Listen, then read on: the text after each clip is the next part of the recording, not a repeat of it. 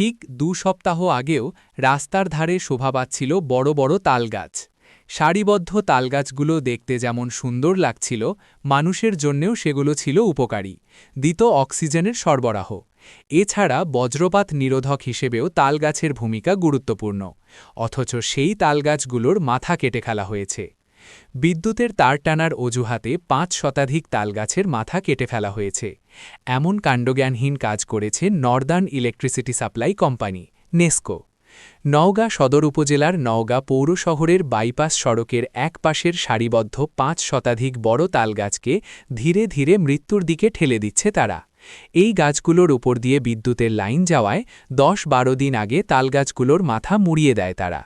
প্রায় ১.৫ কিলোমিটার এলাকা জুড়ে সড়কের এক পাশে মাথা মুড়িয়ে দেওয়া তালগাছগুলো চোখে পড়ে। তালগাছগুলো বাঁচাতে কারও কোনো উদ্যোগ নেই।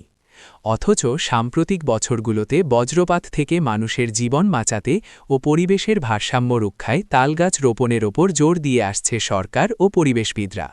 নওগাঁতে বিগত কয়েক বছরে সরকারি ও ব্যক্তিগত উদ্যোগে সড়কের ২ ধারে হাজার হাজার তালগাছের চারা রোপণ করা হয়েছে।